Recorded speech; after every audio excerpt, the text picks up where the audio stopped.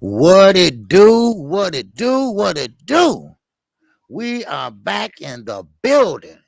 Yes, sir. It's me and your boy Knockout Boxing 86 TV. What's up, y'all? Good morning, everybody. Good morning to everybody in the building, man.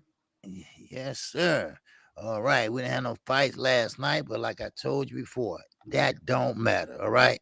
Because we like the boxing news. We're gonna give you everything what's going on in boxing and what should be going on and what shouldn't be going on. So right now, knockout. What's been going on with you, man? First of all, Oh you man, know. not much chilling. Watched it was a Sky Sports card yesterday. It wasn't too much going on. David Avanesian ran through somebody. Uh And that was really nothing else of note because Chris Eubanks Jr.'s fight got canceled because right, his opponent his opponent his opponent couldn't pass the medical. So that shows you how bad they were trying to find somebody for him to just beat up on. But other than right. that, man, my Texas Longhorns won their game yesterday, so I'm excited about that. And just Mm, chilling with the fam this weekend, man. Got to take my daughter homecoming dress shopping later on, so definitely okay, not looking forward to that. But it right. is what it is, man. We chilling, Oh wow. ready to talk this boxing, man. Man, you know what? Now, God, you're gonna be sitting down while your daughter trying on dresses and stuff, holding purses and shit. Watch. Yep, yep. Because it's gonna be me. It's gonna be me, my wife, and my two daughters. While Oh, my oh, son gets to go over his grandparents' house, and they like, man, we gonna let Trey go over there cause cause he'll get an attitude and he won't want to do nothing. I'm like, well, shit, I don't want to go either. I'm gonna have an attitude too. Shit. for real, man. I tell you, man. Ooh, man, them days, man. I am glad they are over with. Well, my son, he's 18, so I don't know what he's gonna do when he graduates. Get ready to graduate, whatever. But anyway, we're going ahead and get this boxing talk started. First of all, let's see who all in the building. All right. Okay, let's take it from the top. I saw Kenko Local Sports came in here, and Timothy Spaghetti came in here. And let me read his quote. Now, and I see it's kind of long, so I said it must be something interesting. He said, Bud has not been fighting cream of a crop of divisions. This is first time legends of old were on a run and created a ruckus with explosive fighting, not typing, but got work to do and all titleist. One match a year. Okay. All right, Timothy Spaghetti, I get you. All right, I feel you. All right, this is a step up fight for Bud Crawford. Well, we all know that, and I think that's what you're trying to explain. All right, now we got Joe the Beast up in here. We got Greet with Fire up in here. And we got can't go last. Got him, Alvin Davis, 2014 King Mentality. That's another Dex Dallas homeboy right there. Oh yeah, Okay, salute 24/7 King, Dallas, Texas in the building. yes Yes, sir. sir. And DP is rocking. Yes sir. Mark Casey up in here. Omega Red is up in here. All right, my guy Omega Red. Let's see who else up in the building here. Sweet Tea is up in here. Yes, the birthday girl of October. We got a lot of people from October in here. All right, we got Demetrius Bright up in here. Good brother, good brother. Yes, sir. Who else we got up in here? Okay, let me see. Let me grab it. Okay, we got Chaz Bleak, 0573 up in here. And we got that's about it. Okay, that's about it so far. Make sure you do the usual thing that you always do. You hit the like button, and also keep in mind that Knockout Boxing 86 TV, his cash app is right on the banner along with mine. All right, so it doesn't matter who you like, who you want to hear from, who's got a good point, who don't got a good point. I mean, whatever. All right, support the brother. All right, let's try to get him up to 2,000 subscribers. All right, that's the goal. 2,000 subscribers. All right, come on. You know, you're going to rock with KQKC. We're going to get you up there. All right, Yes, just like sir. they got me up there. All right, so we got to return the favor. All right, now let's talk about it. Now, this ain't no interview because this is a partnership. So I'm not gonna interview him and shit. I just want to know what you think about Mike Tyson. I mean, I understand that Mike Tyson, that he's a good friend with Tyson Fury, but he's running his mouth a little bit too damn much, and cause a key, I think I'm saying the name right. He has a channel, and he's Dante Boxing Nation a homeboy, and he did a beautiful job on Deontay Wilder from the beginning to the end of his new reign. If you get a chance, go check it out. I mean, he start off from the big ring, working in the big ring, working in the lake, working in the gym, lifting weights. I mean, he is doing his job. I mean, he did a great job on Deontay Wilder. Now, but Mike Tyson, I think he has some kind of personal vendetta, feelings towards Deontay Wilder, maybe because he met Tyson Fury family and they named him after him. I don't know, but I think he's wrong.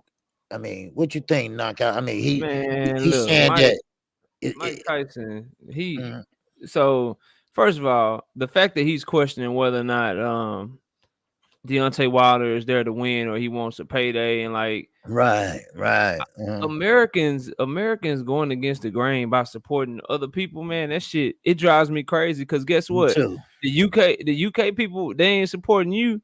You know what I'm saying? When you was Mike Tyson and you was fighting against Yeah, Lennox Lewis, they wasn't supporting your ass, bro.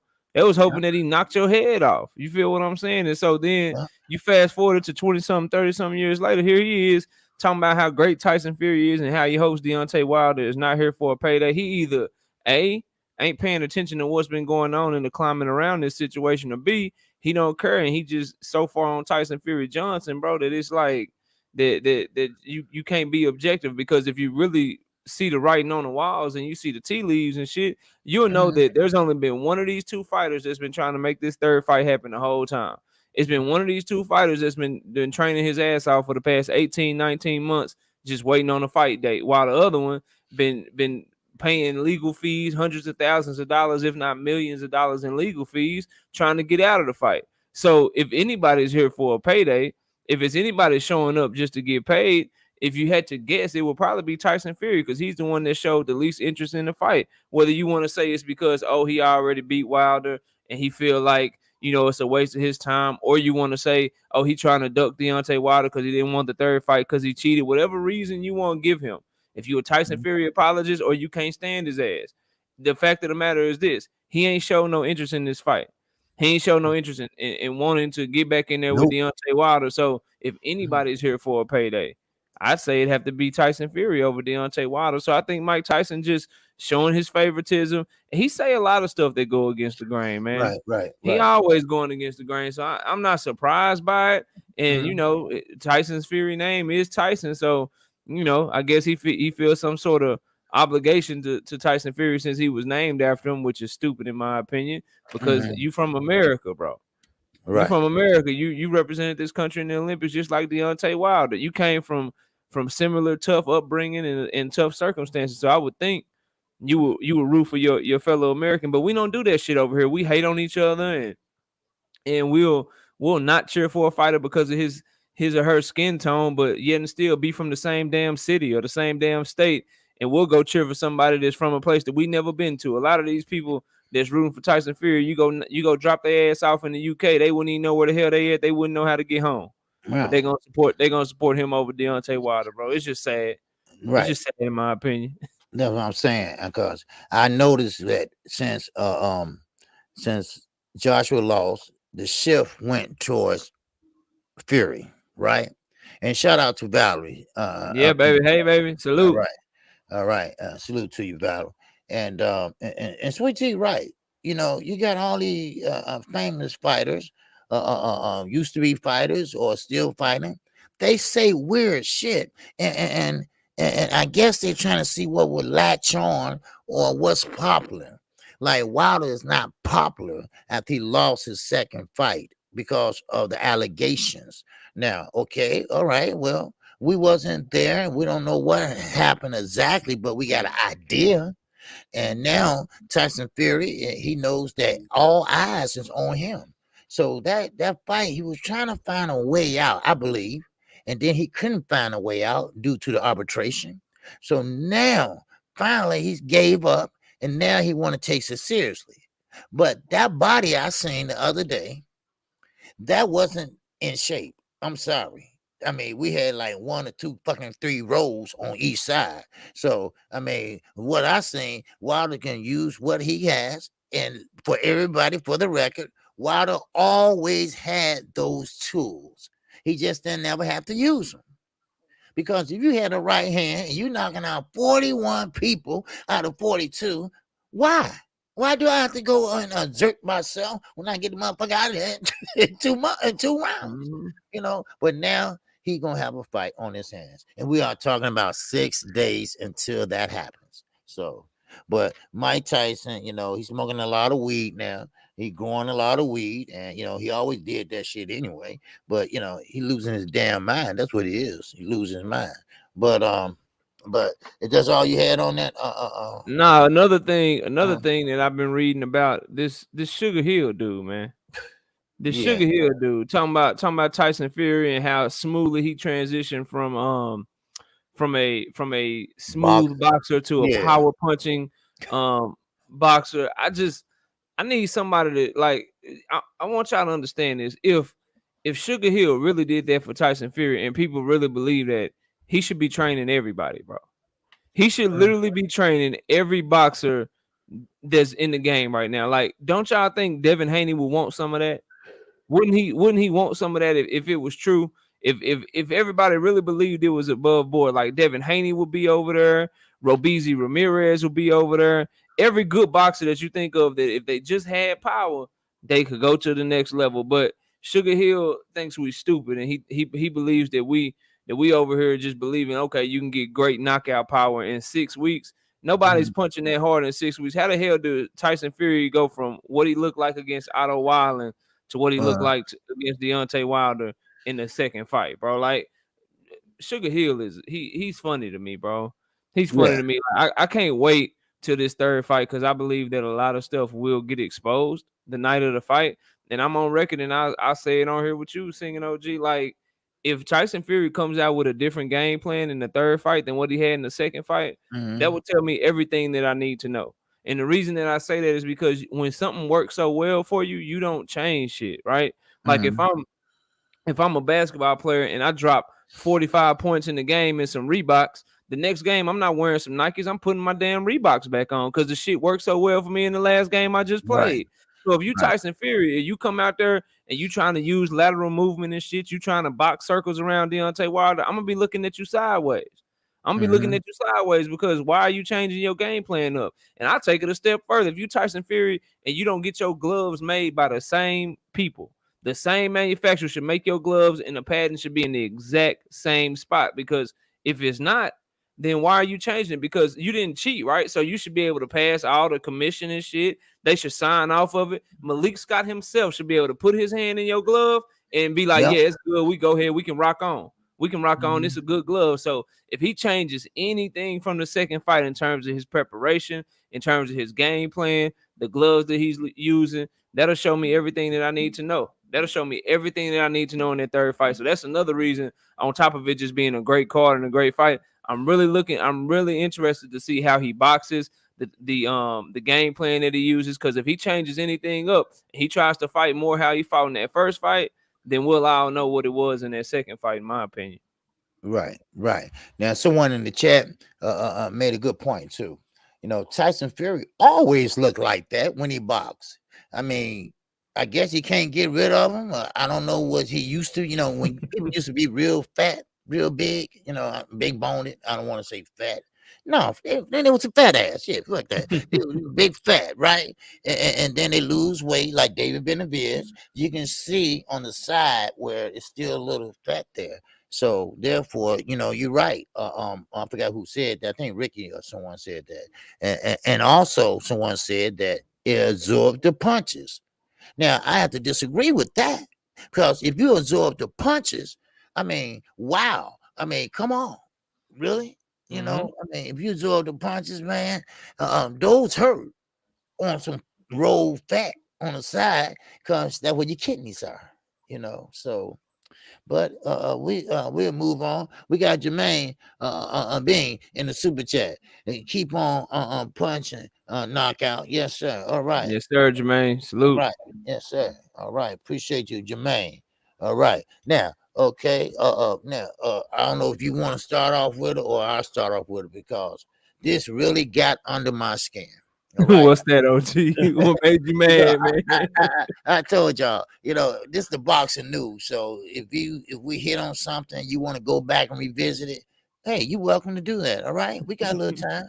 All right, but Triller is really a Oh shit, rookie. yeah. They are a really. I did a video on this, and you know what? Me too. I got Me too. 300. I got 300 damn hits. My shit almost up to 600, man. Man, they got to be the dumbest ass promoters I ever seen with a lot of money, right? So I'm gonna let you take this because I gotta stop laughing for a minute. So the thing, so Triller, I'm sure all of y'all know, but just a quick recap. George Cambosos, he filed to try to put their ass in default, right? Because he don't want to move the date no more. He tired of them moving the date. They done moved the date like 5 times at this point, and it ain't never been his fault. It's never been George Cambosos' fault. So he wants the IBF to come around and say, look, man, y'all in default. We gonna keep the 20% that y'all already put down, and we gonna let the zone have the fight, or we gonna let Top Rank have the fight if the zone don't want it. Triller stupid ass. They filed a countersuit asking for Teofimo Lopez, for George Cambosos to be stripped from the IBF rankings and to get their money back on a deposit that they made. They just rookies in the game, and it's showing. And like they just real, for lack of a better term, man, they stupid.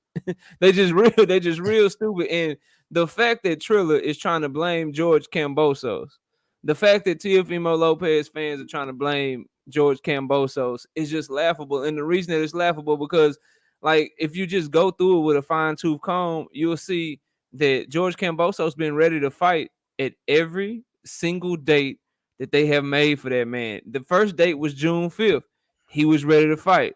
Triller was like, oh, we don't want to compete against Floyd Mayweather, who was fighting on June the 6th.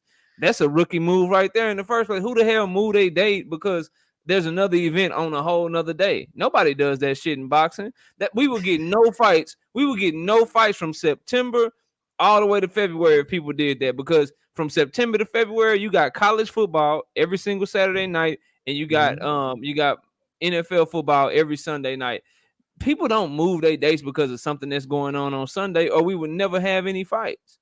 We would never have any fights if that happened. So that's the first time they moved it. Then it was supposed to be on June 19th. Cambosos, here he is, ready again to fight.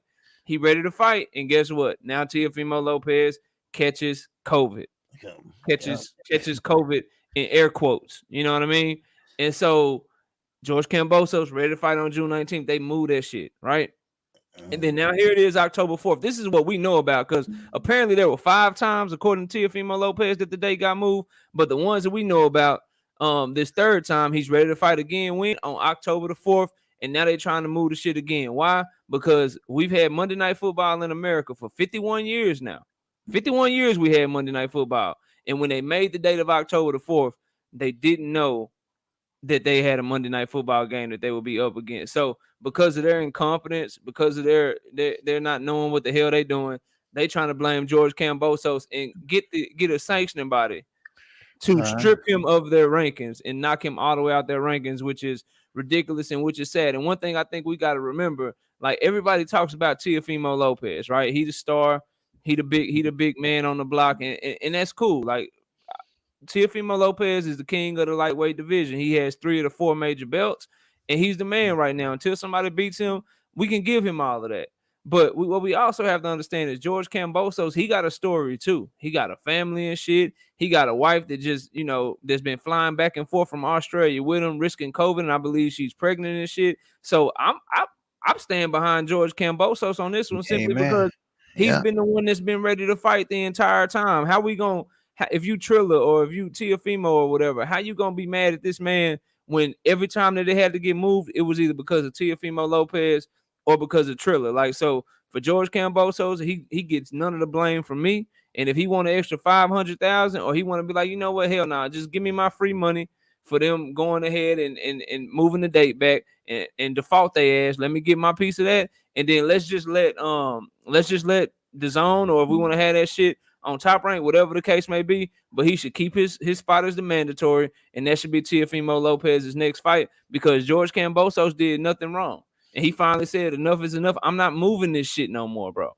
I'm not moving no more. Like, we need to go ahead and have this fight, or forget y'all. But Trilla's running around here with like a chicken with their head cut off, and they done already lost like 10 to $15 million. Hopefully this will get their ass out of boxing, because I like concerts and I like boxing, but I don't like my concerts and my boxing together. Separate that Amen. shit. If I want to go to a concert, I go to a concert. But when I want to watch Talk. boxing, I just want to watch boxing, bro. Exactly. I don't want no concert, bro. I don't want to see the Migos versus Bone Thugs and Harmony. Although that's a great ass battle if you really think about it. I don't want to see them.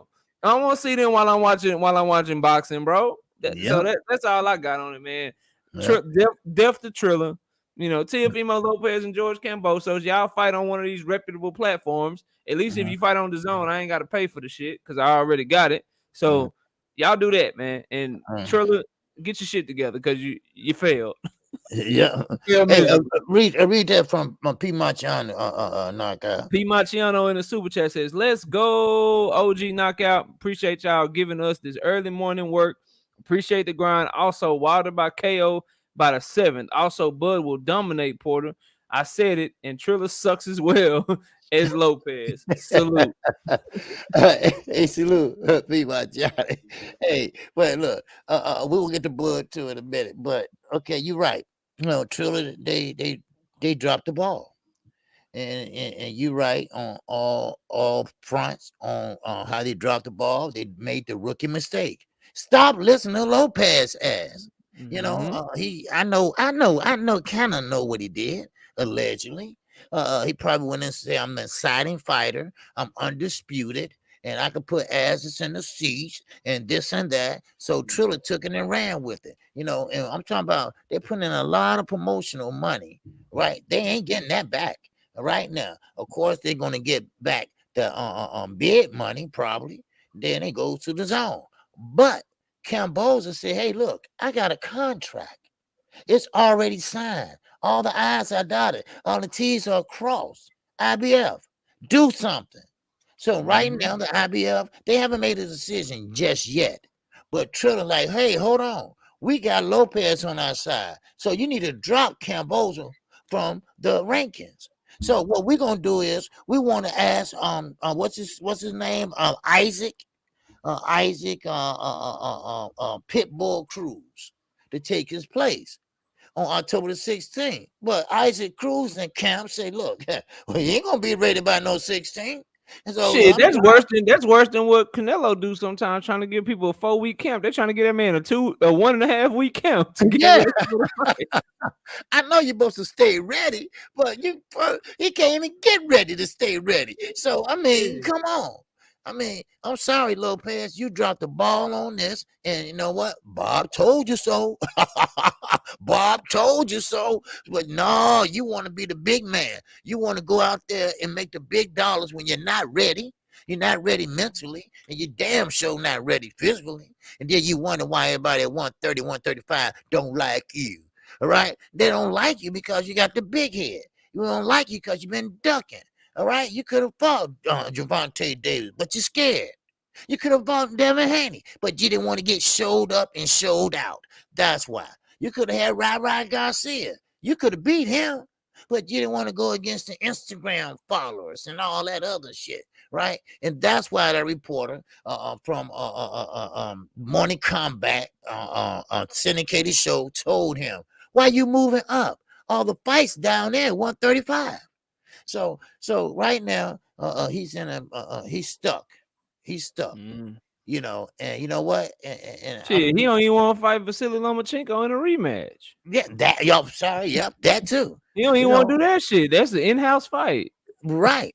That's what I'm saying. That's an in-house fight. And he don't want that because see, he knows that it's a big chance.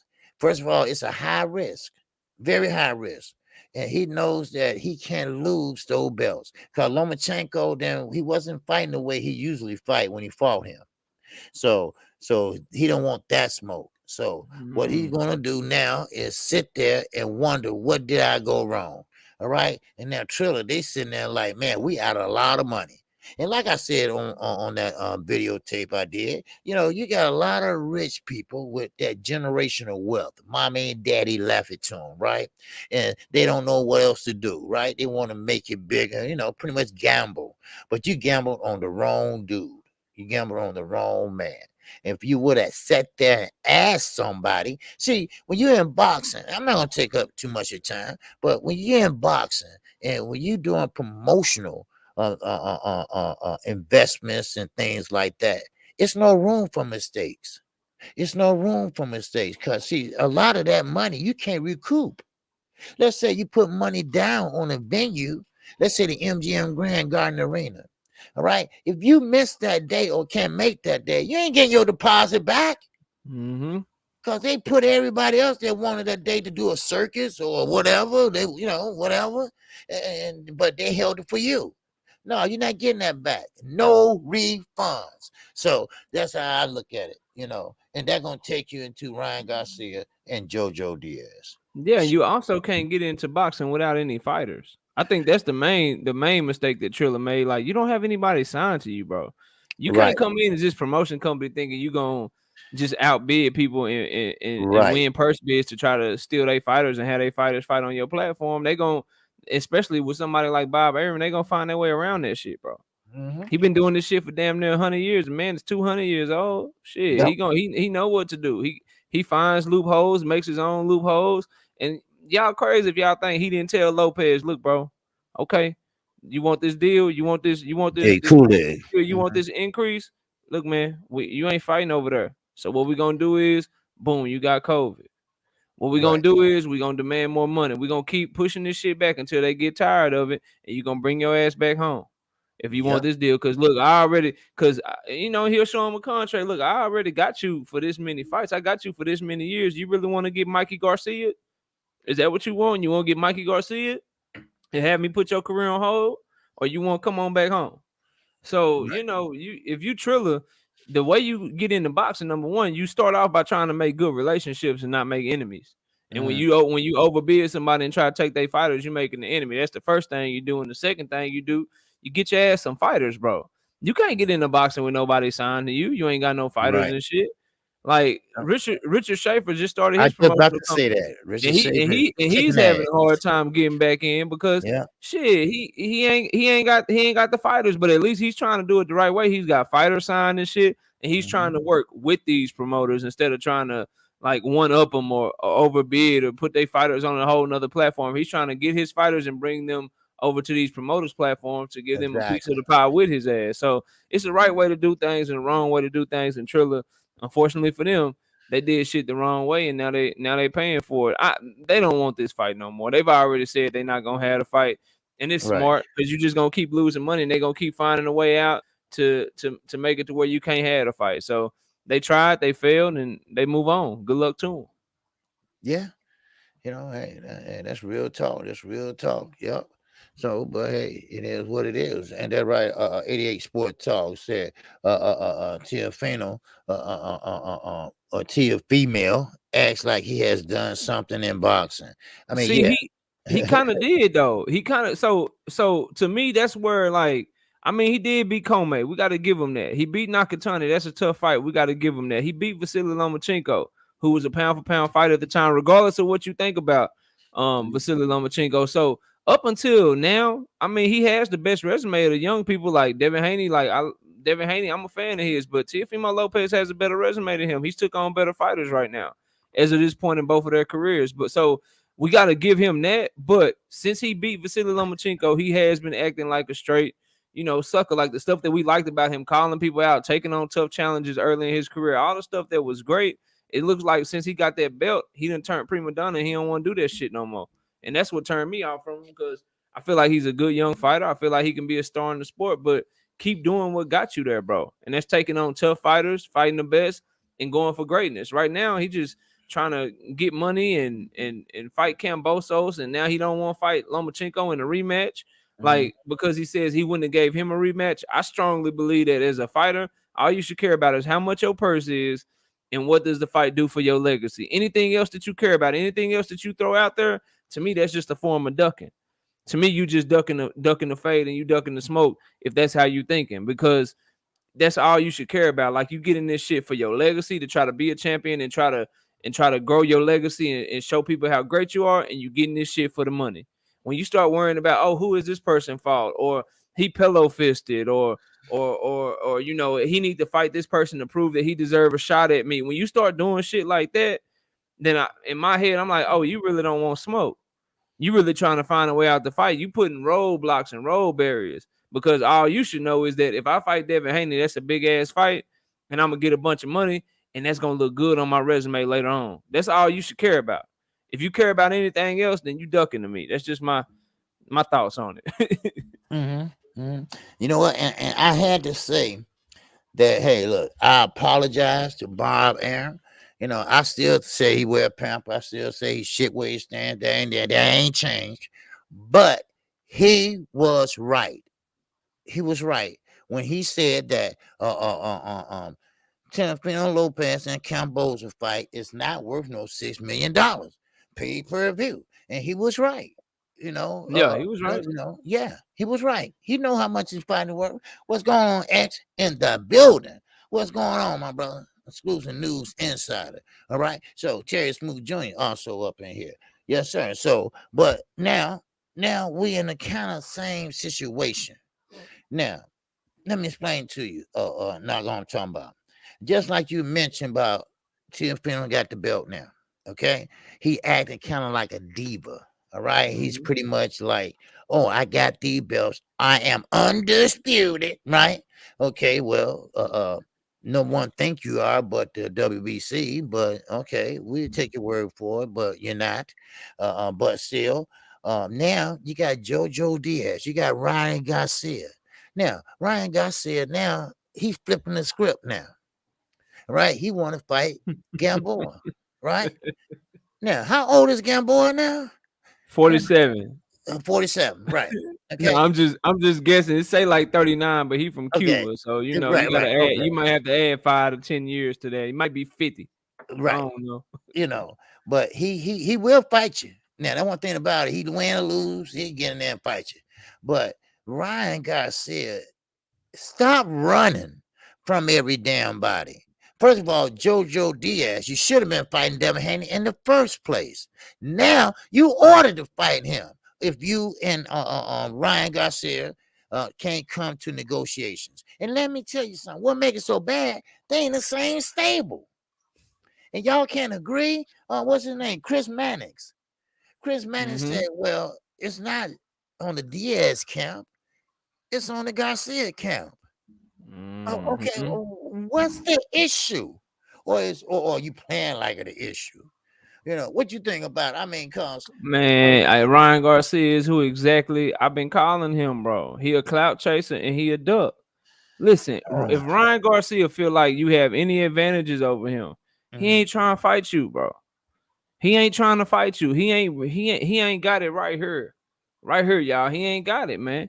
That's what I think of him. And for JoJo Diaz, it's time to man up, bro. I gave JoJo Diaz huge props when he moved up and took on Javier Fortuna, because I'm like, okay, he a soldier. This is a dude that beat right, Tevin Farmer with a whole big ass gash over his eye. This is a dude that took on Gary Russell, and the shit was looking shaky for his ass at the first couple of rounds. Thought he was gonna get his ass knocked out, but he came back, tried to make it competitive, and he fought like a dog to the end. And then now he taking on Javier Fortuna. I'm like, all right, now this is somebody that's gonna move up. He'll fight Devin Haney. He ain't just fighting for this interim belt to not try to be a champion. Like, I was very, very excited. And he beat Javier Fortuna.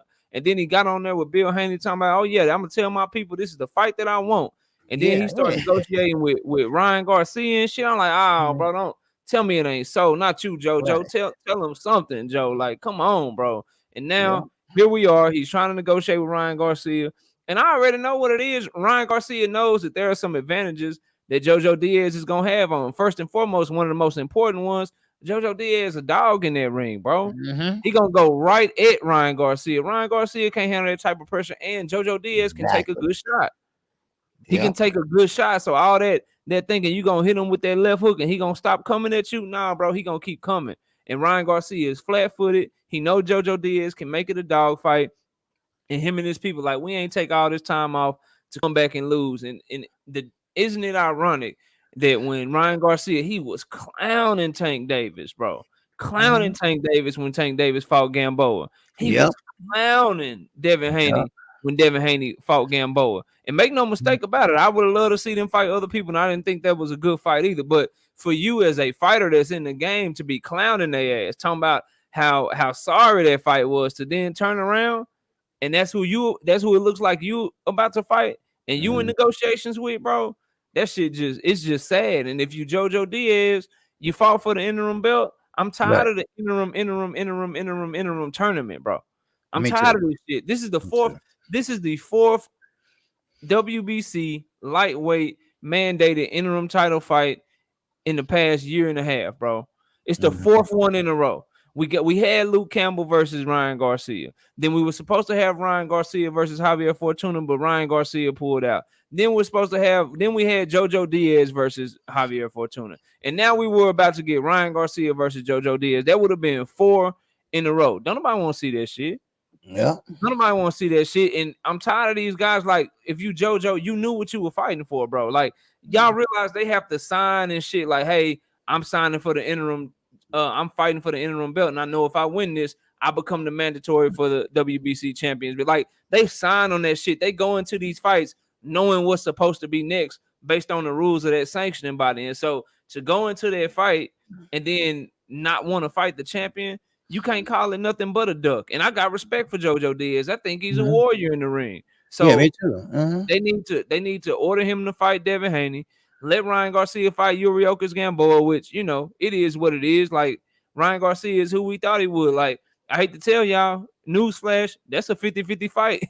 Y'all think Gamboa can't win if you want to. Hmm. He could Yeah. possibly win that fight. Oh yeah. So Yeah. let him come Campbell. back against Yeah. Gamboa and let JoJo Diaz fight Devin Haney is Mm-hmm. what I'm going for and what I hope happens, because that's what we need, man. We need for mandatories to fight champions, and we need for these sanctioning bodies to mandate these big fights, man. Like, that's Exactly. just kind of where I'm at with it. Exactly. And Kenko Loco Sports, shout out to him because he did say JoJo ain't gonna fight Haney. You He know. did. I remember him saying that Yeah. shit. I'm Yeah. like, no, not Yeah. JoJo, bro. Yeah. JoJo a warrior. I mean, then he But started nah. talking that, man, you know, we gonna get in there and do this and that. You I'm like, know, okay. all I made, you know, he made 300,000 last fight, which ain't nothing but peanuts because you pay the trainer, cut man, all that, and you get in the fight handy, you gonna make some money at least, you know. But you know, now he did about face, you know, got with Oscar or what's the golden boy name, Chris Mannix, and all that, and you know, man, it's Oscar is running a bad ship over there. You know, and he really don't give a shit either because he's trying to fight Floyd Mayweather. You know, he still got a grudge. You know, Yeah, he so mad. yeah, he's still mad and stuff. You know, so hopefully now the WBC will be serious and start mandating or stripping these guys for not for ducking Devin Haney. I mean, it's obvious. Everybody see it now. You know, how can a guy like that? And I'm not talking about a big puncher. He's not a big puncher, but he can make you look bad. He can make you look amateur. But that ain't his fault. You need to brush up on your defense. You need to do something to pretty much put the attention on you. That's what I'm Mhm. saying. The game plan, and we're gonna talk about that. If you don't mind, knock out about Anthony Joshua game plan. You know, Yeah, for sure. sometimes you gotta have a game plan. Then you gotta have a plan A and a plan B. If A don't work, you gotta go to B. Now if B don't work, if you have a C, go to C. But that's where your ring IQ comes into play. You got to get what I call innovative in the ring. You have to do things that works to your advantage. You got to do things because your defense is your offense.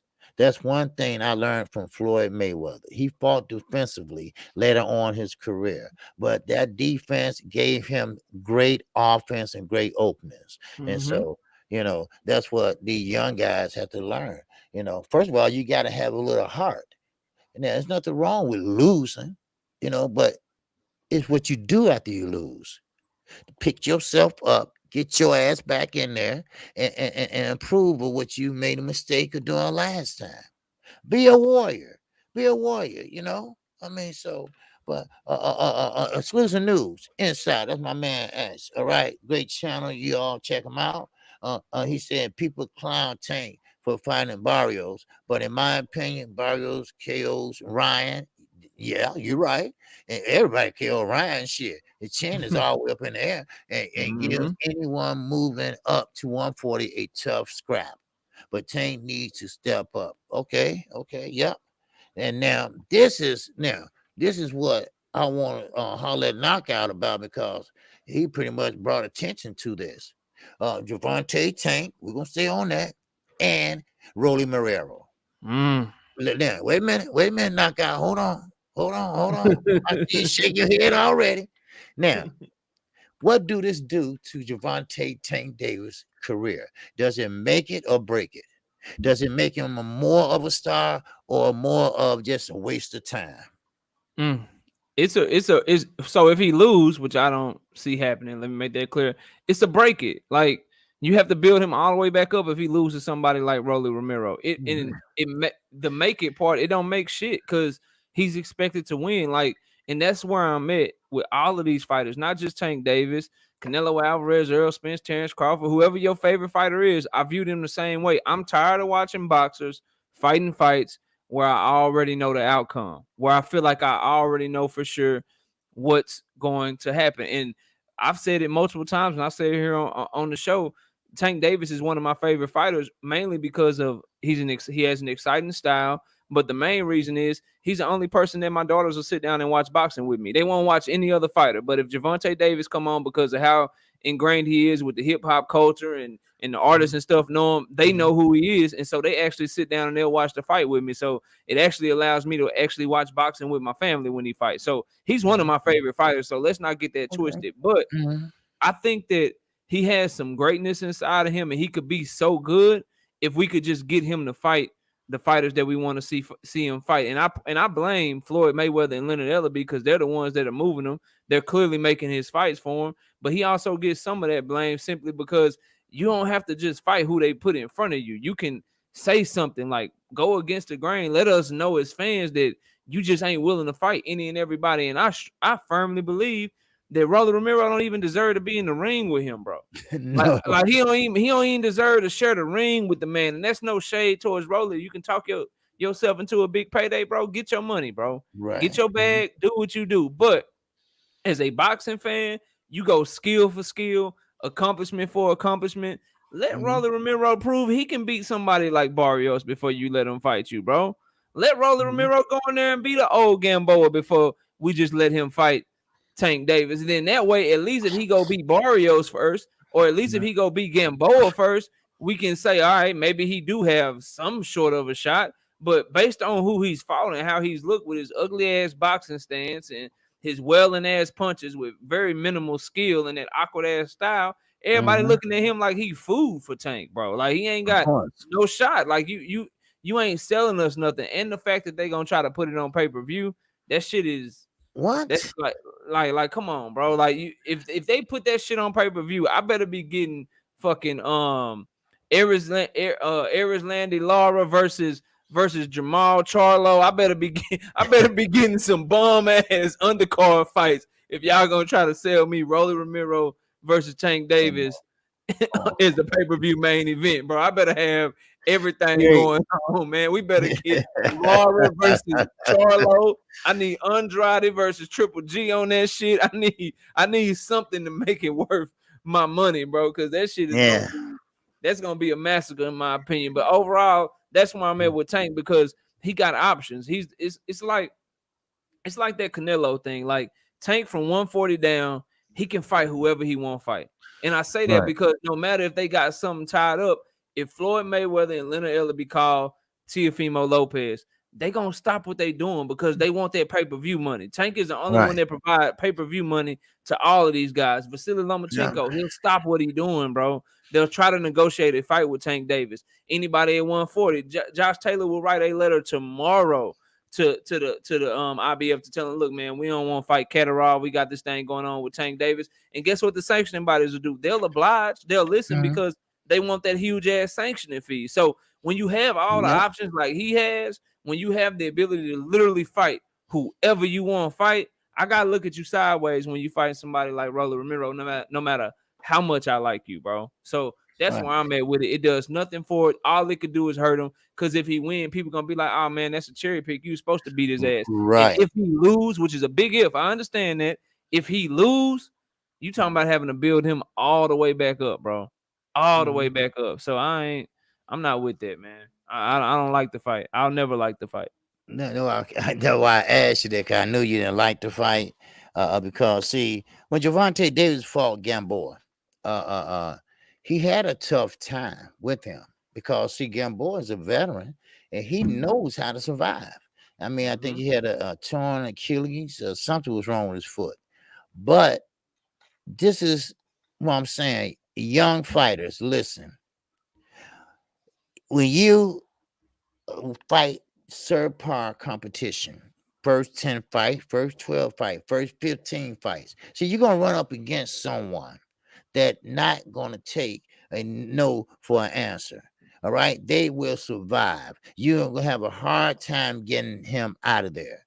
Gervonta Davis went back to his corner twice, like in a hissy fit. Remind me of a 5-year-old. I can't get him out of there. I'm having a hard time, but like hey, like his trainer said, like his trainer told him that hey, look, we planned on this. We knew that we might have to go 12, and Calvin was right.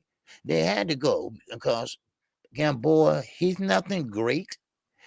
He doesn't anything great, but he does things okay, and that's good enough for him to survive. That's good enough for everybody to keep calling him back.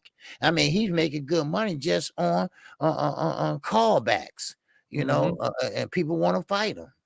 So I mean, I can't get mad at that. And he gave Terrence Crawford a good fight at first.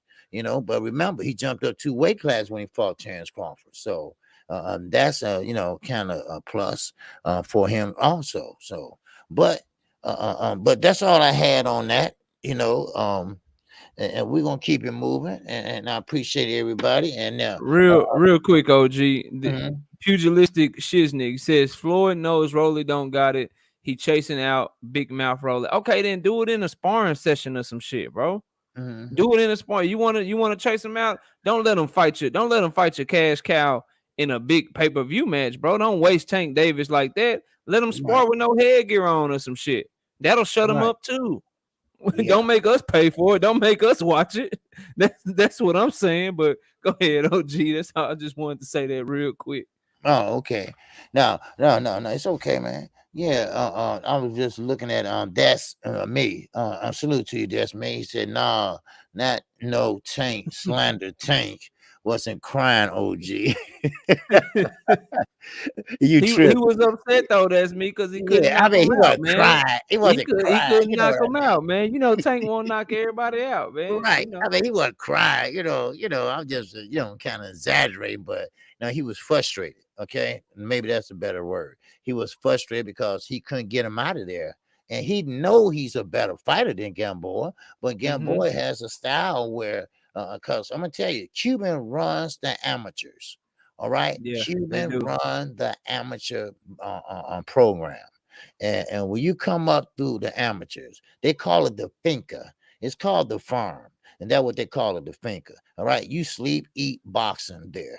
All right. And they don't have a pro rank. So that's why everybody defected over here. Well, thanks to Barack Obama, they don't have to defect anymore. They just get on the bus and come on over.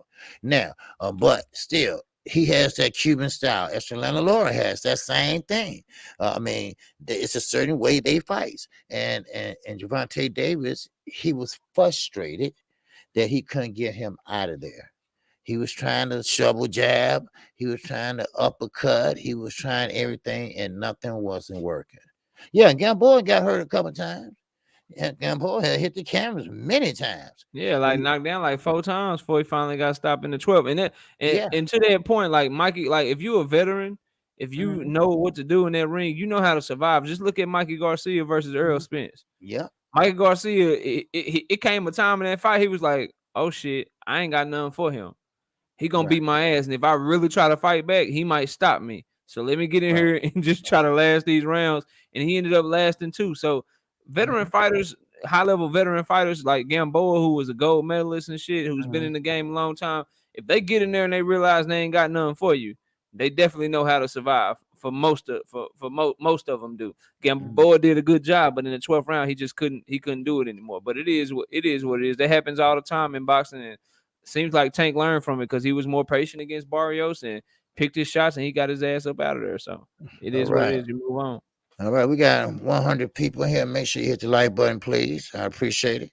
All right. Now, I'd like to go ahead and touch on this. This is Bud Crawford versus Sean Porter. Sean Porter is feeling damn good right now. At first, I was kind of worried because he was pretty much focusing on the commentating. He was commentating off and on during training camp, but now he's pretty much in it now to win it. He saw Terrence Crawford face to face and said, "I'm guaranteeing that I will beat you." Now, of course, you see the thumbnail I put up there, and the thumbnail I put up there is exactly what he said. Crawford said this. Now, Crawford said that the fight means putting that extra stamp on on being considered the best. Now, I say, do you agree?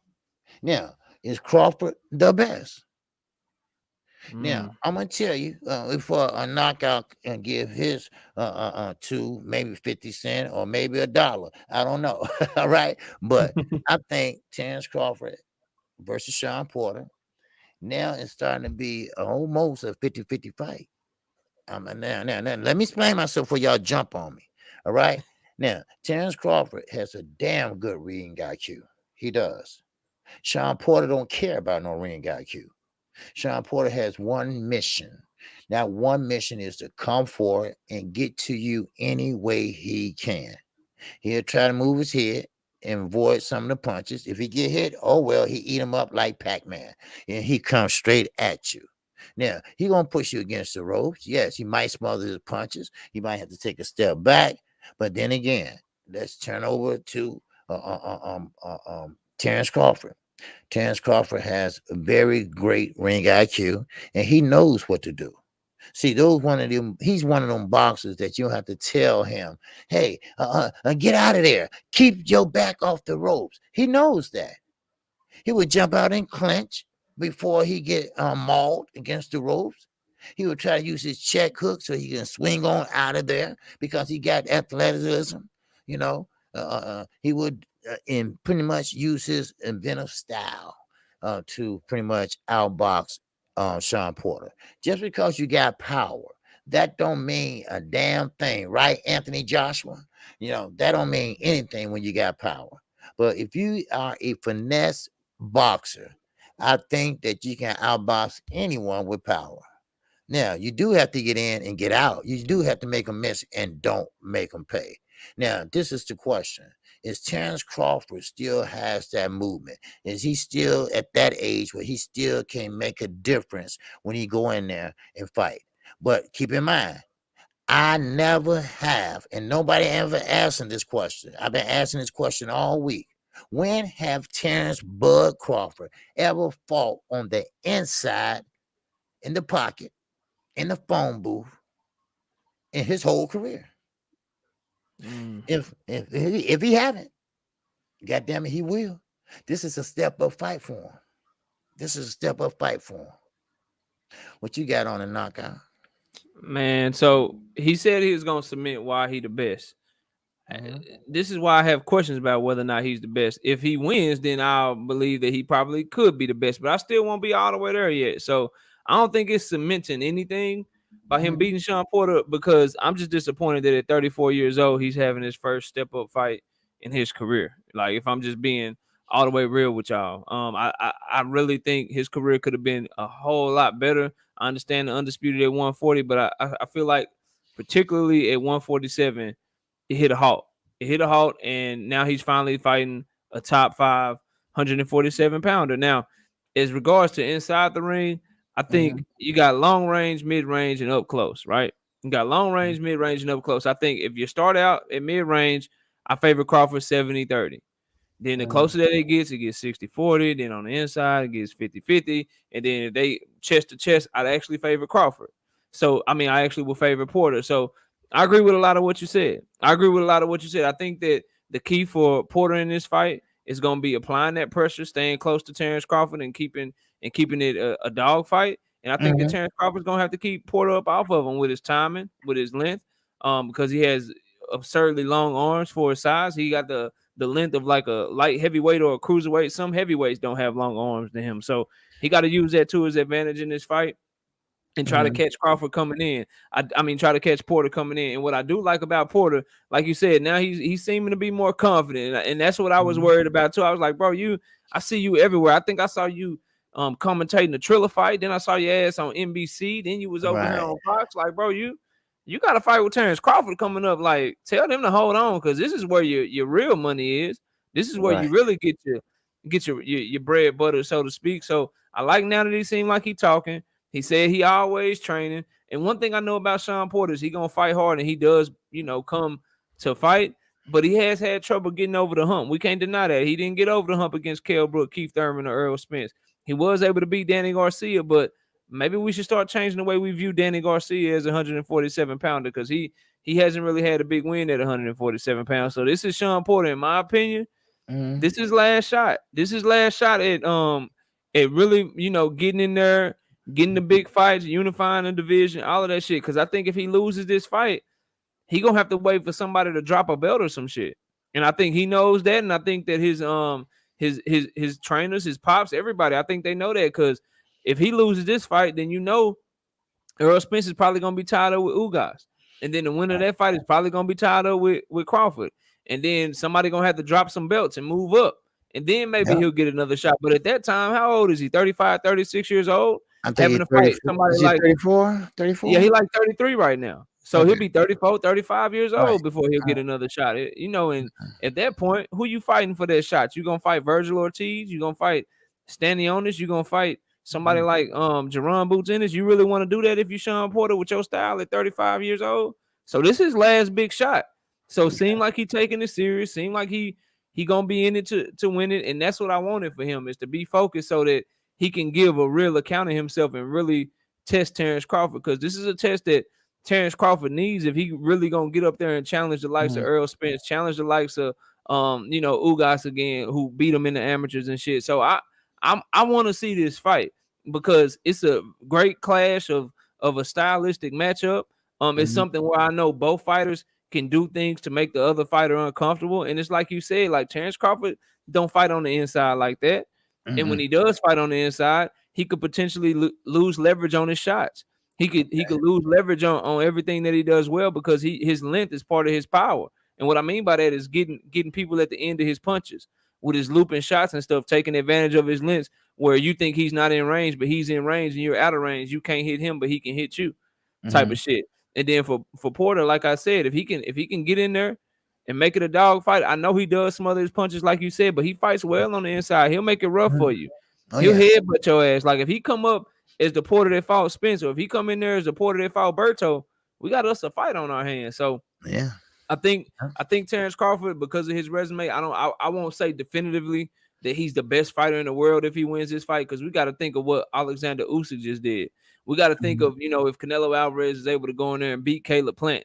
Like it's other fighters that have a far better claim than that have been fighting champions, that have accomplished stuff, that before we can just say because Terrence Crawford beat Sean Porter, he the best in the world. You know what I mean? I think he'd have a better argument of potentially being the best welterweight, but I would still get that nod to Errol Spence because he's fought tougher competition.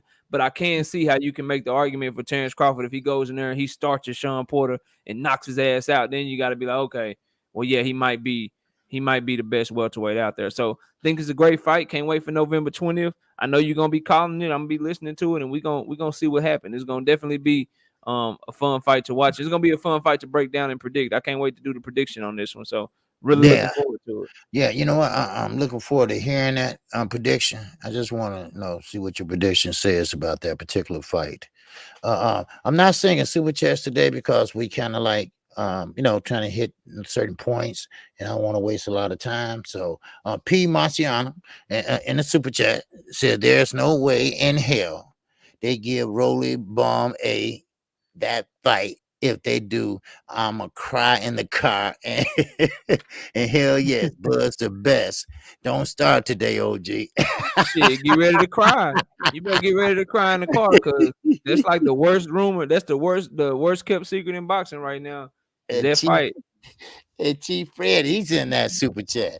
All right. He said, why is everyone saying this? Crawford's first step up. Are we saying his competition has been weak or that he has just been way better than everyone else? No, competition has been weak.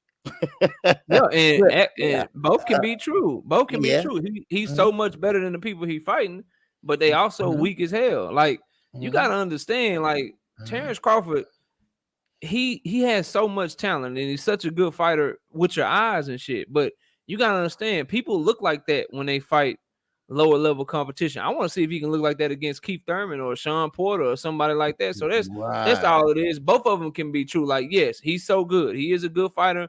He has Mhm, great tools. We can't take that away from him. But also, we gotta understand, like, if we keeping it a buck, Jeff Horn, Jose Benavidez, Amir Khan already being knocked out.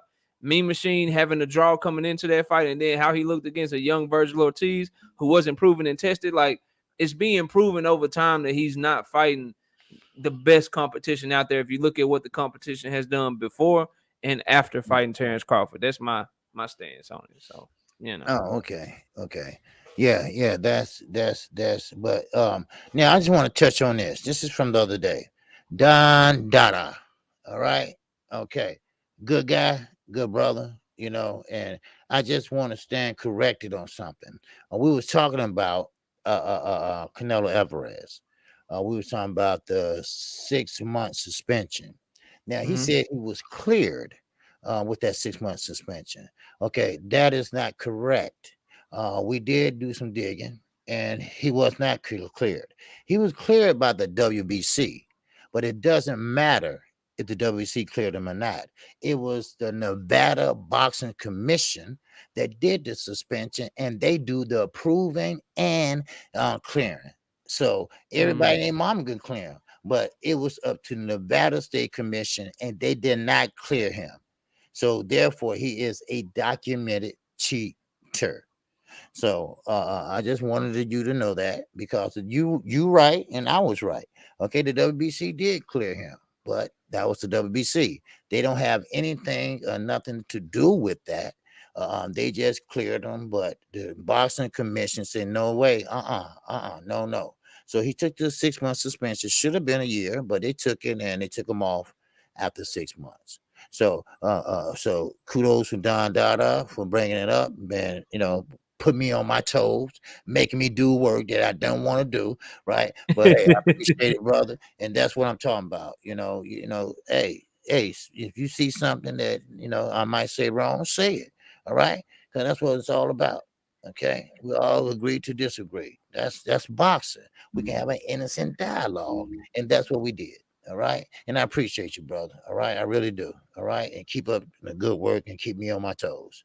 All right. But that's it. Go right ahead. What's on, Ray Patterson? All right. KQKC coming in the side door a little late, OG, but I'm here. Hey, that's all right. All right. We got over 100 some people in here. But make sure you hit the like button. All right. And remember, this is Knockout Boxing 86 TV. It's right Yep, there. y'all come check me out, man. Yes, sir. Come Check check them me out out.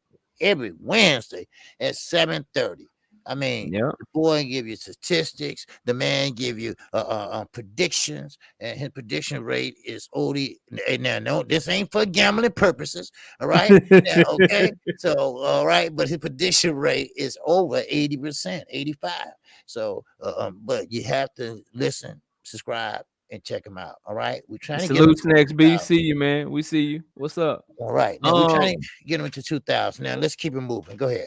yeah, Mhm. I saw a question said, who is Crawford Porter been in the ring with that's better fighters than Bud been in the ring with? I don't know if it's a real question, but but I'm gonna Okay. answer it. Mhm. So I think Andre Berto is better than anybody that Bud Crawford has ever fought. I think that Errol Spence is clearly better than anyone that Bud Crawford has ever fought. I think Keith Thurman is a better fighter than anyone Bud has ever fought. I think let's see, we keep going. I think Devin Alexander at the time when he fought Devin Alexander, that was a damn good fight. I think Devin Alexander is a very good fighter. So you're saying all air since he been boxing, period, Yeah, right? since yeah, since Okay. since Bud been on there, so I saw somebody ask the question, who has Porter been in the ring with that's better than the fighters that Bud has fought? And so I'm trying to name them off. I think Kell Brook back in 2013, 2014, that's a far better fighter than anyone Bud has ever fought. So it the resume shit, like it don't mean that Porter's gonna beat Crawford, but it does have something to do with like experience. Like y'all gotta understand, experience in the ring matters. Who you've been in there with, the type of styles that you've seen, the level of talent that you've been in there with. That shit matters because when you in there with people that are lesser than you, like for instance, Crawford versus Mean Machine or Crawford versus Jose Benavidez, when you're in there with guys that you clearly have advantages over, you can get away with shit. You can build bad habits. And one of the habits that I see that I'm really interested to see in this fight with Porter is, has Bud lost his feet? Has he lost his foot movement? Because he hasn't moved at 147 pounds. He ain't been moving laterally. He been standing there banging with people, getting them up out of there and knocking them out. Now, Terrence Bud Crawford fans will have you believe it's because he just want to show how tough he is and he can knock these guys out at 147. Mhm. Some people believe that he lost it, that he's getting older and he just don't have the feet no more. I don't know.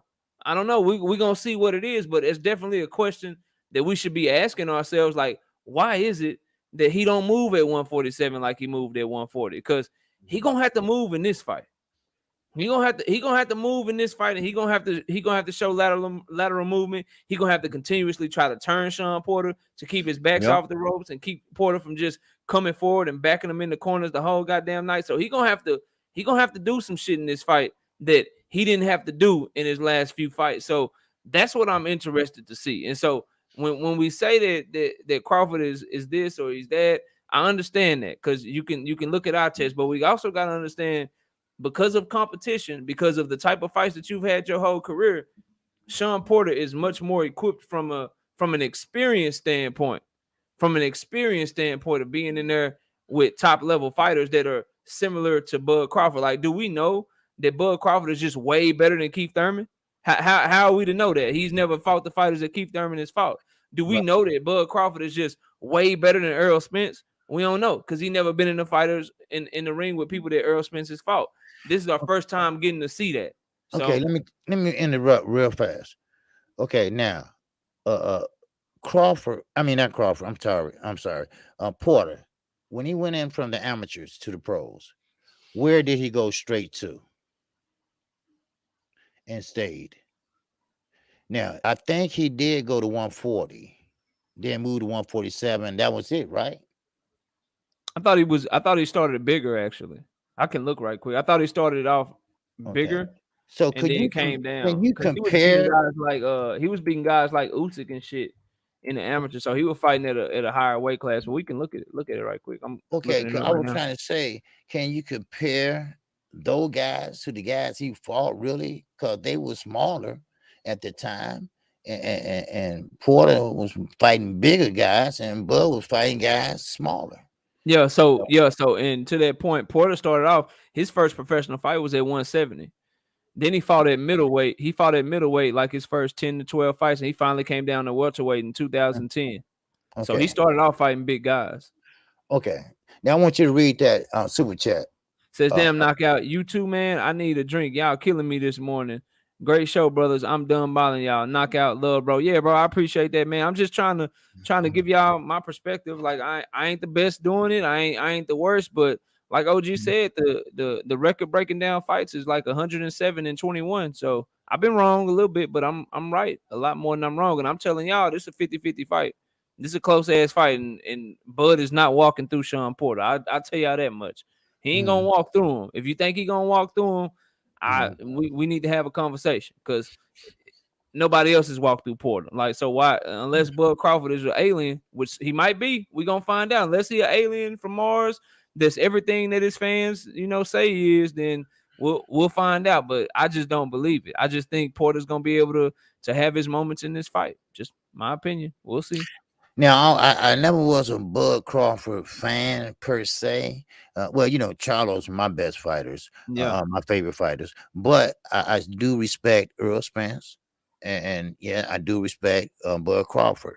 Sure, I joke about him and everything, but I'm really interested in your breakdown of this Mhm. fight when that happens, Oh, because it's I gonna be a really, good one. I'm looking yeah, forward to it. yeah, because I'm kind of like. Uh, I know that's kind of strange hearing it from me or whatever, but I'm kind of like confused, like what really? Because I know Porter outweighs Crawford, but I know that don't make a difference.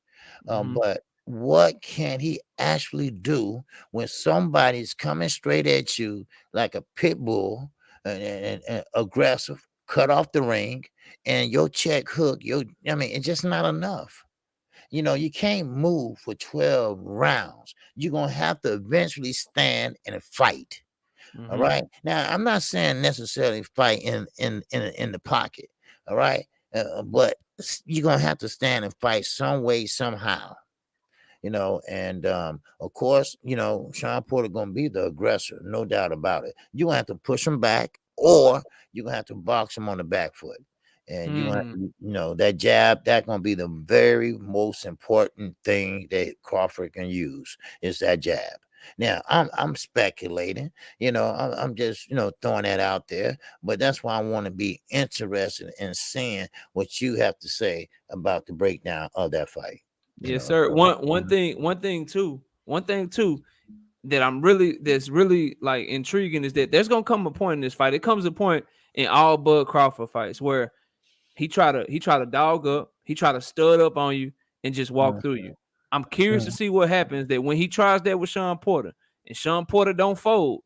At that point, that's when we gonna have our fight. Cause I'm telling y'all, when he do that, Porter ain't gonna fold. Like if you mm, notice when he did it to Mean Machine folded, and Bud Crawford started beating his ass up. There comes right. a point because Crawford is a dog. Make no mistake about it. He a dog, and he coming in there to try to knock Porter head off. He coming in there to try to do exactly what he said he gonna do. But it's gonna Mm, come a point, and that's why I hate that this is his first real like 147 pounder because this ain't happened to him. He either gonna sink or he gonna swim. Cause it's gonna come a mm, point in this fight where he gonna stud up, he gonna catch Porter with something, and Porter gonna eat it, and Porter gonna keep coming, and Bud Crawford gonna be like, damn, he walked through that punch.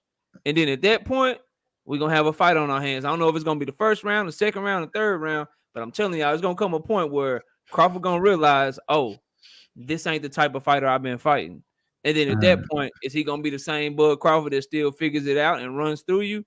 Or is mm, or is Porter gonna show him major problems? That's the key to the fight. And the main thing I think people should be watching if you're breaking down this fight, you need to look at the feet of these fighters. You need to look at the feet of these fighters because there's a lot there. There's a lot there to unpack, and there's a lot there to really look at. Because, like I said, if Crawford gonna be successful, man, we talking about he gonna have to turn Porter over and over and over and over again, take half steps back to keep his distance and keep the punches at the end of his length and shit. Like he gonna have to do a lot of shit successfully for 12 rounds in this fight to keep Porter up off of him. Cause you gotta mhm, understand, like the only person I really seen keep Porter off of him was Urdinas Ugas with his great counterpunching ability. But he's more of a standstill fighter. So I think if I'm a Crawford fan and if I'm Bud Crawford's people, I'll be going back and trying to watch that fight. I'll be going back and trying to watch that fight and see what Ugas was doing to be successful against Porter in order to be successful in the fight myself. But it's gonna be a damn good fight. But the feat of that fight, and then the mentality of, okay, I finally got somebody in here I can't run through. Those two things right there are gonna be keys in this fight. I'm telling y'all. Yep. We got 122 in here. Make sure you hit the like button, please. All right. Smash the like. It's free. Yes, sir. All right. Now, okay. Now we got two more topics we want to cover real fast. I know we pressed for time, but that's okay. All right. Now, number one is Canelo Alvarez. I want to touch on Eddie Reynoso. Okay. He did an interview this past week. All right. Now, of course, he pretty much says, look, what my fighters do, I don't have any control over it. I know when they step in the gym, I work hard training them, and they work hard. Great. That's fine. But when you're on PEDs, that's what they do. It's called performing enhancing drugs. They make you perform better. But this is the problem I have, Knockout. He is the trainer. He knows what his fighter can and cannot do. Now, if your fighter is doing something different, I mean, way spectacular that he never done before, a day later, then you know it got to be something going on. You need to have a private talk with him, or if you know you're doing something, you better say, hey, look, you need to stop doing what you're doing because you're going to mess up your career, young man, or something like that. So you got to own at least 40 to 60% of his actions. Now, of course, I'm not saying be a father. You're not there to do that. You're there to be a trainer, a coach. But what he does, it affects you. All right. So you have to own this, Eddie. You're going to have to own this. You're going to have to own at least some of it. Now, Valdez pop dirty. Okay, we're gonna use him. All right, we're not gonna use Canelo because it's always controversial with that. But Valdez, the negative and the B and A sample was positive. So we know that that he's cheating. Now, but Eddie, you cannot say when you got three guys in your stable. You got to understand that you got to take some responsibilities. What's going on? You got to clean that stable up. And I get it. I get it. You're not the nutrition or nothing like that. I'm not either. But it's your basic fucking common sense that you got to understand that you messing up my lifestyle. You taking food out of my family mouth because nobody's gonna want to come in this gym and learn or want me to represent them because they think I'm the juice man. So I mean, how do you feel about it? Do he have any type of ownership to this? Man, hell yes, bro. Like, listen, you want when shit going right, and you win the trainer of the year, you don't have no problem with being affected by their actions, right? When you win the trainer of the year and people talking about how great you are, you don't be like, oh no, I really don't know what's going on with the fighters and shit. I'm just here. You don't have no problem with that shit. It's just like a parent, like you a parent too. Like when shit going good and the teacher call you and your kid got all A's and shit, guess what? You ain't there in the classroom with them, but you take credit for that. Hey, I raised them right. I did my thing. That's good. And when they call you and tell you your kid ass been acting up and they ain't passing the class and they ain't doing their homework, guess what? You take the blame for that shit. You take the responsibility with that shit too. So I'm not trying to hear that from Eddie Reynoso. Because when you win in trainer of the years and people talking about how great your stable is and shit, you don't talk about, well, I just train them in the gym. My guys are so dedicated outside the gym and they run when I'm not around. They're just so great. So I really can't take credit for that. I don't hear you saying that shit, bro. I don't hear you saying that shit. So now when things are going bad, you can't all of a sudden be like, well, I don't really have nothing to do with what's going on over here because shit, I just do this over here. Nah, bro, miss me with that. Miss me all like, bro, throw that shit over my head. Like, miss me with that, bro. Ain't nobody stupid. So if you Eddie Reynoso, you can't be surprised that people are tying you or tying you to your fighters and shit with what goes on outside the ring because you love it. You love it when they tie you to your fighters when it's some good news, when it's something great. You love that shit. You love it. But now when it's something bad, all of a sudden, well, I don't know what's going on. I'm gonna make people sign liability waivers. Since when, bro? What trainers doing that where they got a signed liability saying that you're not responsible for X, Y, and Z? What you Right, really should be doing if you Eddie right now, so is right. what is what the rest of the boxing world is doing. You should say, look, man, look, I don't support that shit that Oscar Valdez did. We don't do that over here. And so I'm letting them go. I don't want to let them go a week before the fight, but we are so against cheating over here that since he's dirty, I'm not gonna be training him anymore after Mhm. this fight. It's only a Right. week before the fight. They letting him fight, so I'm gonna train him this one last time. But I'm taking a hard stance that we don't accept cheaters. You telling on yourself when you actually stand by him. Mm-hmm. You telling on yourself when you actually continue to let him stay in your stable. So get out of here with that shit, bro. Like Yeah. I'm not trying to hear nothing that he's saying. And he acting all surprised and acting like he the victim and shit and all of this. Nah, Right. bro. It's your job to know, right? Because when it comes Bingo. to you getting the credit and getting the profits and shit, you love that. It's just like a coach in football or some shit, or a coach in basketball. When shit going right, they get all the credit. They win coach of the year, even though they got LeBron James on their team and shit, and everybody wins with LeBron. Guess what? You Right. still get coach of the year. You still get credit when you win with them. You know what I'm saying? And That's so right. you ain't got no problem with that if you Eddie right now. So just because Canelo will be great no matter who training them and shit, but you get trainer of the year based off what Canelo is doing. You know what I'm saying? Yeah. But now all of a sudden you like, nah, bro, I don't know what's going on. Like we ain't responsible for that over here. Nah, man, you crazy. You got to take the good with the bad. You got to That's take the right. pretty with the ugly, and That's you right. gotta understand that Talk, with talk. Yeah. great power comes great responsibility, bro. Like that's just what it is. Like you got all these accolades and shit based off of probably not really being the best trainer, but you've had one of the best fighters, so you get to win that shit. You know what I'm saying? And as a result, you get other good fighters like Oscar Valdez to come to your camp, and again, you get credit for what he's doing. You know what Mm-hmm. I'm saying? And now when you're getting some criticism because of what he's doing, now all of a sudden you don't know what the hell going on. So Eddie Reynoso so full of shit. That's basically what I think. Yeah. That's what I think. It is what it is. He full of shit, and he gonna take this L, and he gonna have to sit on it.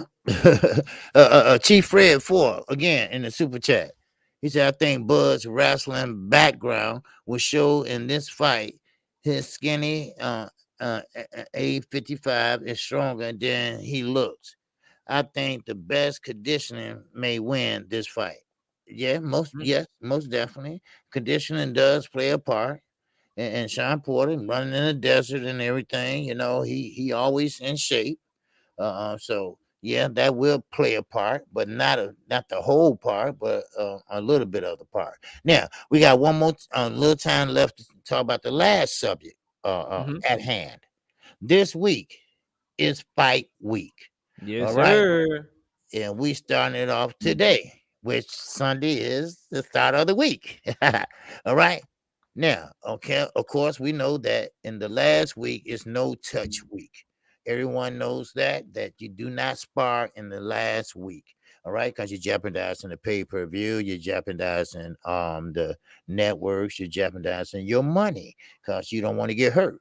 Okay, everybody gonna be in quarantine. All right. Therefore, you won't get COVID and that's blah, blah, blah, blah. But I think that Ricky Hatton, Mike Tyson, John Fury, I think they all are off base on this. I think Deontay Wilder did a marvelous job turning into a one-hand fighter into a complete boxer. That's not easy to do, but he did it. Now, one thing about it is Tyson Fury was trying to be a smartass.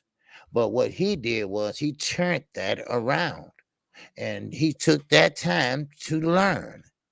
Now, when he got that beating, and I'm not gonna say when he lost that boxing match, because I wasn't no boxing match in that second round, that second fight, that was a beat down.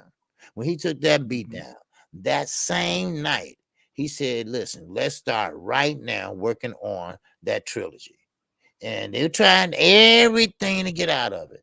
You name it, they tried it. They trying to put up posters, Joshua and Fury, and all that shit, right? Didn't work. Now we got to fight. We got to fight in less than 7 days. And we are talking about one of the best heavyweight punchers and exciting punchers that will be taking the stage. Now, knockout. Yes, Okay. sir. Now, when you learn some things new in training camp, just one, can you apply that when they are when you are in trouble or the pressure is on you? Can you still comprehend that, or will you go back into your old ways?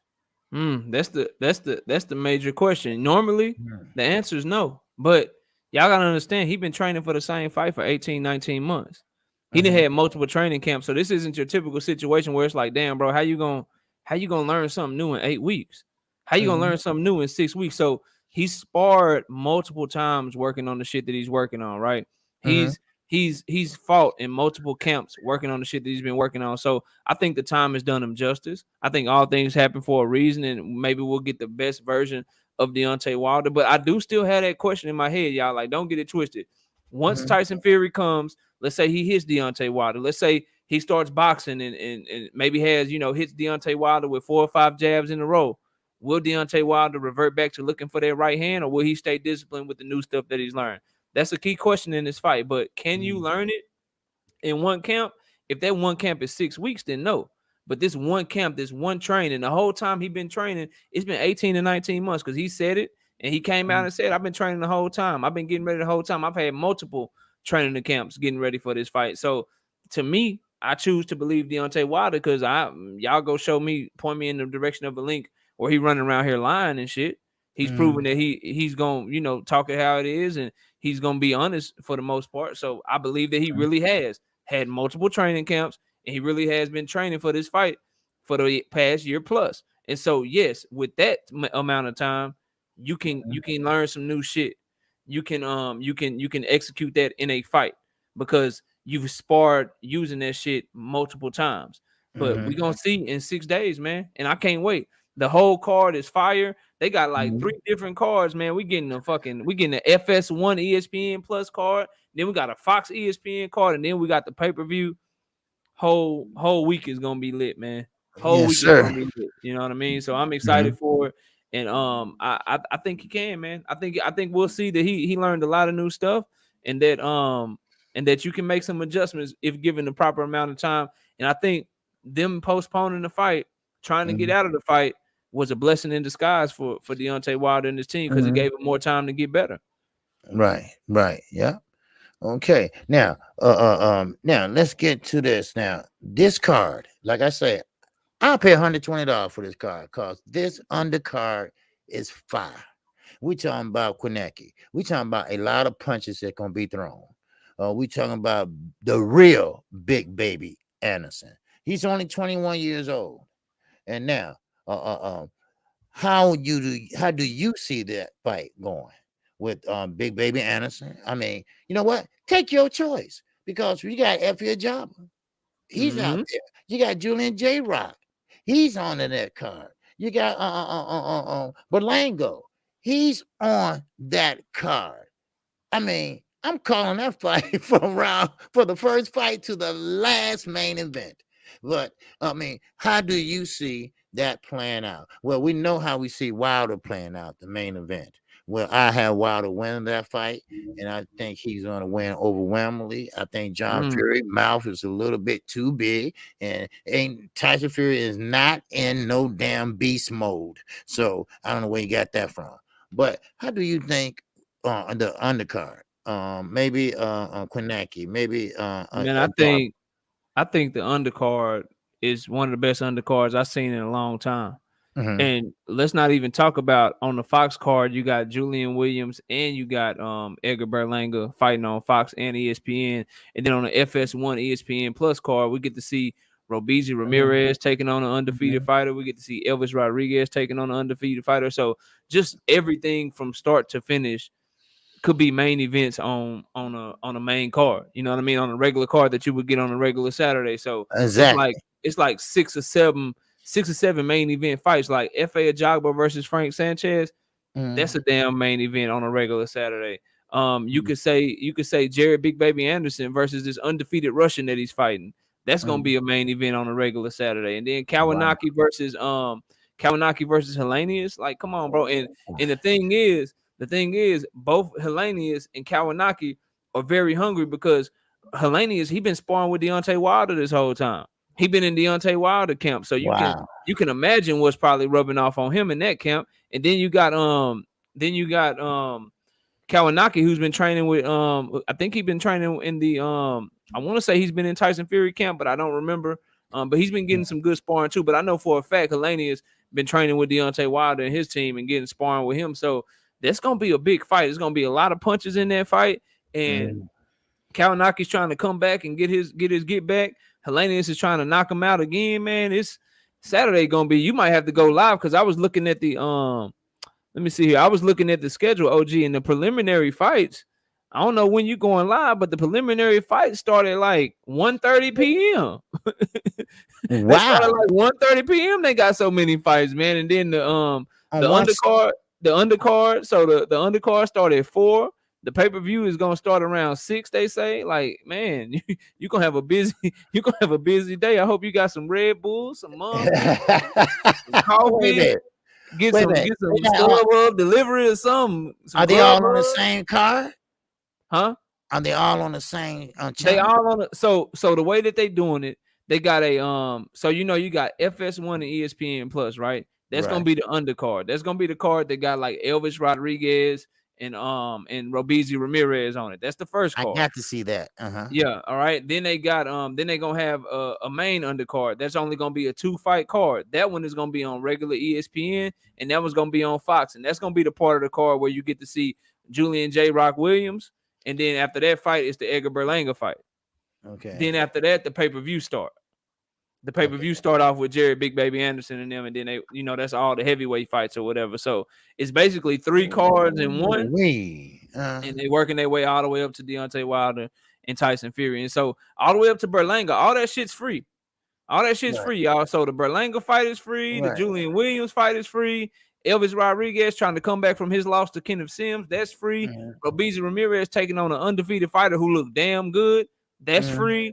And then you have to pay for the pay-per-view for Jared Anderson, Kawanaki, F.A. Ajagban, Frank Sanchez, and then obviously Wilder and Fury. So I think it's going to be one of the best cards we've had in a long time. I got to do I'm already studying shit. I got to drop like 9 or 10 prediction videos this week, man. I'm going to be working hard, bro. Man. I'm be working hard. They're giving us a lot. Look, we asked for it. Now we getting it. And we getting it. We getting it. That's all I say. Sir. And with that, that's all we have for you on the morning after show. But I guarantee you, next Sunday, we're going to have a doozy. We're going to have a doozy next Sunday, the morning after show. We will be on Knockout Boxing 86 TV platform. And, man, he's going to have a show for you. We're going to have a show for you. Yeah, we're going to have a good one, y'all. We're going to have a good one. We'll go ahead and let y'all know we're talking about right now. We're going to be talking about the whole card the whole damn time. We're going to talk about everything that happened on Saturday, on Sunday. That's what we started the show for. That's what we've been looking forward to. We brought y'all a great show today, obviously, but that's what we wanted to do, was be able to cover what happened in boxing the night before. And so this Sunday is going to be one of our favorite shows and our best show, just because we get to actually talk about what happened in the ring the night before and bring it to y'all the following morning. So it's going to be fun, man. It's going to be, I can't wait. I really, really can't wait. Yes, sir. My last words, y'all be sure to follow me right here on YouTube. Knockout Boxing 86 TV. And then I also got the Twitter up and going. My Twitter handle is @KO Boxing 86 TV. So go follow me over there on Twitter if you have a Twitter. And OG, it's been a fun one, man. It's been a fun one. Go Cowboys, 12 p.m. Central Time. Dallas Cowboys about to get another W. And I got to hurry up and go cut the grass before the game start. But we about to go get a W, man. We got to get it. But I appreciate you, OG. Another great show as always, sir. All right. Hey, I appreciate you seeing Unseen Boxing. Say y'all brothers cooked this morning. D. Hodges said great show, OG, and Knockout, the LDBC. Yes, sir. Hey, I appreciate everybody. If you haven't subscribed to KQKC Boxing Network, make sure you do right now. And also subscribe to Knockout Boxing 86 TV. All right. Yes, sir. We're alternating back and forth every Sunday. All right. So with that, that's all we have for you. Take your love over to Stormy B. Man. He will be coming in with a call-in show. So with that, show him love. And with that, I am out of here. and Knockout Boxing 86 TV. We both love you, and we'll see you. And make sure to check them out Wednesday night at 7:30 p.m. Central Time. And Yes, with sir. that, Peace, y'all. peace out and have a great day. We out.